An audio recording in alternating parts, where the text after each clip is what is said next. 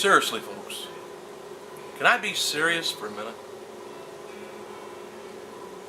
No? Hey, we got on, hey, thanks for clicking on the dreaded D. Rose report. It's back with another blog from the JR. He says something about CM Punk last night got 13 to 15 stitches in his head as a result of a hair-raising and hair-losing match with Rey Mysterio.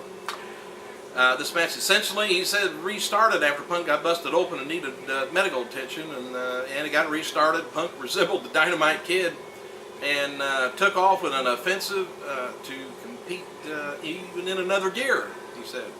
Impressive stuff. Joey Styles twittered on his Twitter account that Ray gave Punk the Hulk Hogan haircut.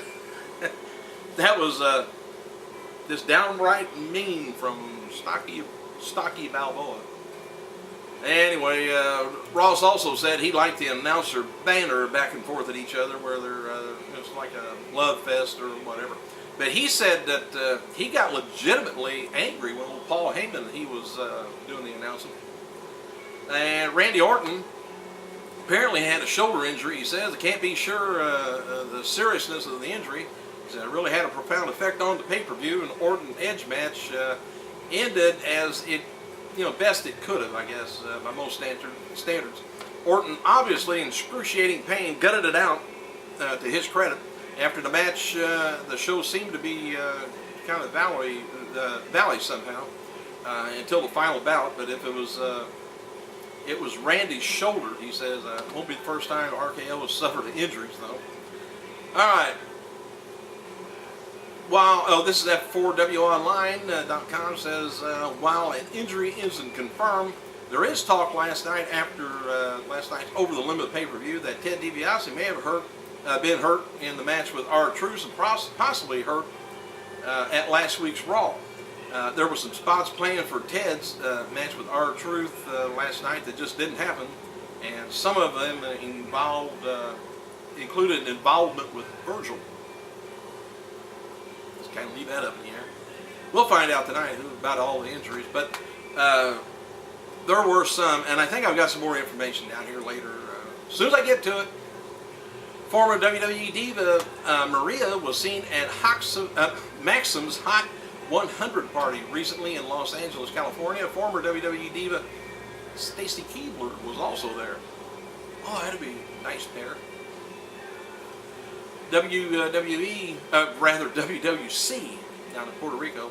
They're going to be bringing in some big names for their anniversary show this year. Some of the names are going to be Scott Steiner, Carlito Colon, Primo Colon, and Orlando.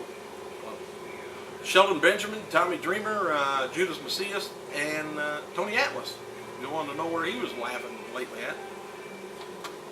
The man that shaved, the guy that was getting shaved by Serena on last week's Raw, on SmackDown, was independent New York wrestler Pete Deoder. Anyway, both Drew McIntyre and Ted DiBiase were they are seen as the chosen one by WWE management, so their matches, though not expected to be particularly long or anything, have internal importance. So the pressure will be on Kofi Kingston and R-Truth to assist on helping McIntyre and DiBiase, respectively, shine, make them look good. And with reports suggested WWE wants to develop a marquee black superstar, Kingston and R-Truth would certainly not hurt their positioning with last night's good showing, I guess, at the pay-per-view. As at press time, WWE was not planning to conclude the Rey Mysterio and CM Punk feud last night, so don't expect that to go away anyway soon. And in a recent update, Bret Hart said, I also expect to be at Raw Monday night in Toledo. He says not confirmed plans for the appearance during the Hart Dynasty or versus Jericho and Miz, but so he's not really sure what he's going to be doing there. Now, a new general manager is supposed to be announced tonight on Raw. My little humble opinion, I've heard rumors it could be, and it could be Bret Hart. Maybe he'll put his title up for grabs and make a match. I'm not sure. Or I've heard rumors of Abraham Washington. He was pretty good with the mic. I don't know. He's a good wrestler too. I've seen him down in Florida Championship Wrestling, but they must be wanting him to get some further training. I guess I'm not sure.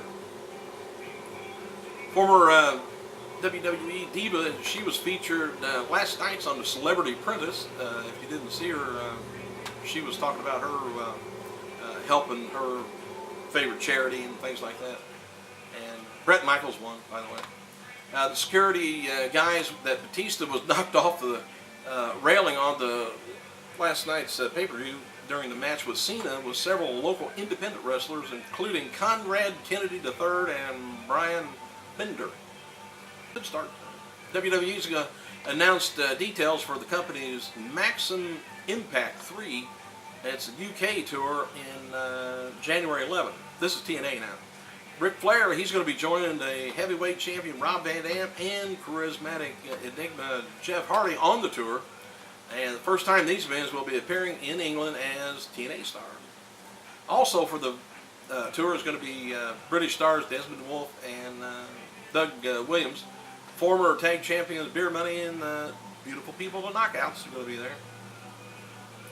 And anybody watching this over, when they get over in Europe, let me know how the shows were. The attendance, whether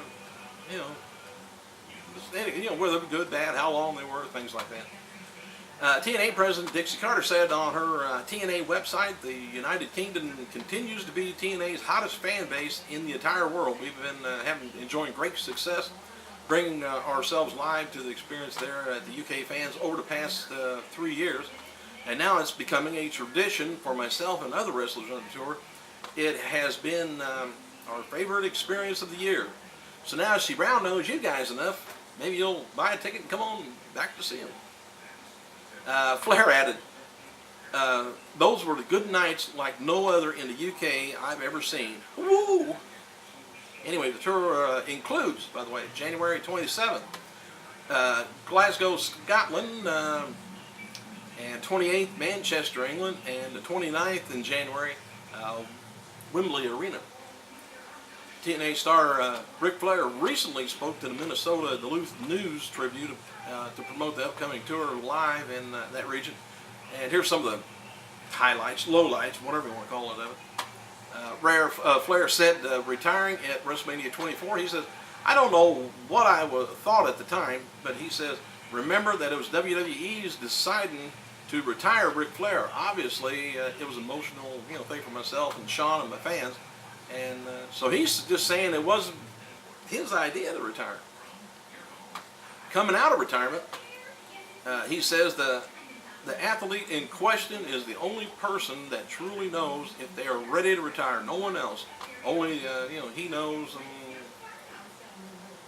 So anyway, that's all I had to say about that. But he asked about Shawn Michaels' retirement. He says, I think Shawn definitely wants to be a family man and be home with his wife. I do, however, feel that he will have a return match at a pay-per-view somewhere down the line. I do too. And how much is he like the character, his on-air character? He says, enough to give my attorney a few sleepless nights. WWE has issued the following press release about the Chaperone picture, WWE's film project to star Triple H. All right, it says WWE gets Chaperone. Los Angeles, May 24th, WWE Studios acquired the Chaperone by playwright, screenplay S.D. Roth, whoever that is. This is the first screenplay by Roth for WWE. And it says he's done some other work. Let's see. Chaperone is a kids' comedy about just released ex-con dad who unwittingly becomes a chaperone to for his teenage daughter's class trip to New Orleans while he's on the run from his old cronies who are trying to kill him. Sounds like another PG movie. All right, tonight's Raw from Huntington Center in Toledo, Ohio will feature actor, comedian John Lovitz as guest host. No matches have been announced so far, but it's believed Bret Hart's going to be there. Randy Orton's separated shoulder apparently happened during the neck snap while he was making a comeback against Edge. Orton punched the mat like he does, furthering the injury. I guess I'm about out of time, so I'll save this other news till tomorrow. Check back then. I gotta go.